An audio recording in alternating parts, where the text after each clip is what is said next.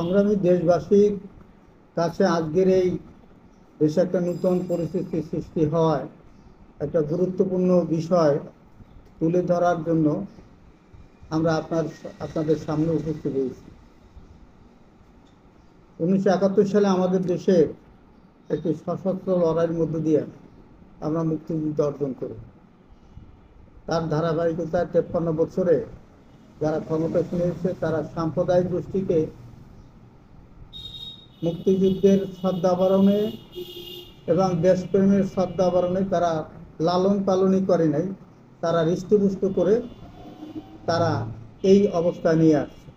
আজকের তারা উন্মুক্ত, তারা আজকের মাঠ দখল করে আছে এবং সেই প্রেক্ষাপটে তাদের যে পূর্বের চরিত্র, মুক্তিযুদ্ধের পূর্বের যে চরিত্র, সাম্প্রদায়িক চরিত্র, সেই চরিত্র দেশবাসীর কাছে আরও বেশি বেশি করে উন্মোচিত হয়েছে।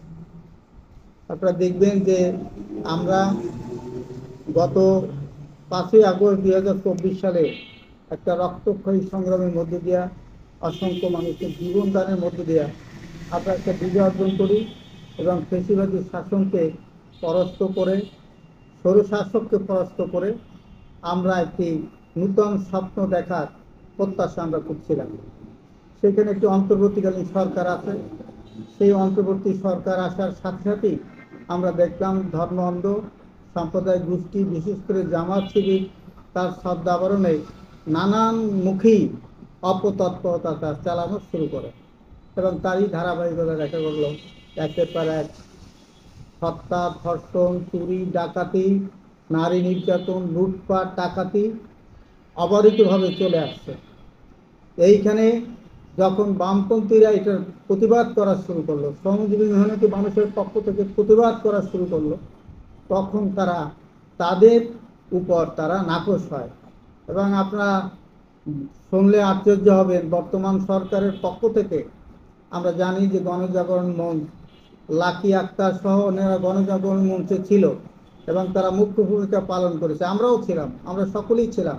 আমরা এখনও মনে করি 71 সালে যারা যুদ্ধ অপরাধ করেছে তাদের বিচার ন্যায়সঙ্গত এবং বাকি যারা আছে তাদেরও বিচার হওয়া উচিত। পাশাপাশি যারা এই 24 সালে যারা গণহত্যা করেছে, জনগণকে হত্যা করেছে, নির্যাতন করেছে এবং স্বৈরশাসন প্রতিষ্ঠা করেছে তাদেরও বিচার হওয়া উচিত। এটা দৃঢ়তারভাবে লাকি আক্তারও চায়, আমরাও চাই। সেখানে দোষের কি আছে?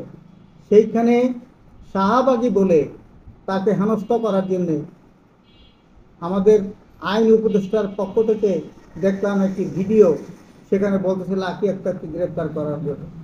লাকি আক্তার অপরাধটাকে তারা কি তাইলে 71 সাল তারা মানতে চায় না? তারা 1971 সালকে মুছে ফেলতে চায়? এটা সম্ভব নয়।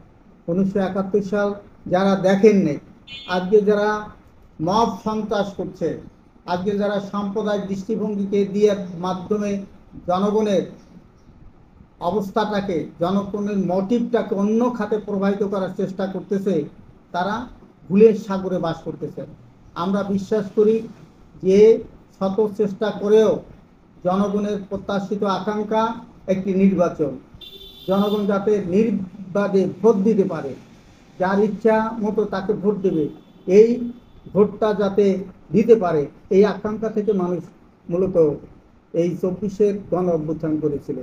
সেই আকাঙ্ক্ষা থেকে ভিন্ন খাতে প্রবাহিত করার জন্য, তাদেরকে অন্য জায়গায় নিয়ে যাওয়ার জন্য, নির্বাচনকে প্রলম্বিত করার জন্য সরকারের পক্ষ থেকে নানান রকম উস্কানি সৃষ্টি করছে এবং সেখানে সাম্প্রদায়িক শক্তিকে কাজে লাগানোর চেষ্টা করছে। আমরা দেশবাসীর কাছে আহ্বান করতে চাই, শ্রমজীবী মেহনতি মানুষের কাছে আহ্বান করতে চাই, আজকের দেশের যে জিনিসপত্রের অগ্নিমূল্য, শ্রমিকদের বেতন মজুরির কোনো কথা হচ্ছে না এবং শ্রমজীবী মেহনতি মানুষের আয় কমে গেছে, অর্থাৎ দাম বাড়ার সাথে সাথে আয় কমে গেছে, সেটা কী অবস্থা যাবে সেদিন কোনো চিন্তা না করে আজকের মেহনতি মানুষের কণ্ঠস্বরকে, তাদের দৃষ্টিকে অন্য খাতে প্রবাহিত করার জন্য এটি একটি চক্রান্ত। এই চক্রান্তের বিরুদ্ধে আমরা দেশবাসীকে, শ্রমজীবী মেহনতি মানুষকে এবং গণতান্ত্রিক মনার সর্বস্তরের মানুষকে ঐক্যবদ্ধ হয়ে এই অপশক্তির বিরুদ্ধে লড়াই সংগ্রামের মধ্যে তাদেরকে প্রতিহত করার জন্য আমরা উদাত্ত আহ্বান জানাই।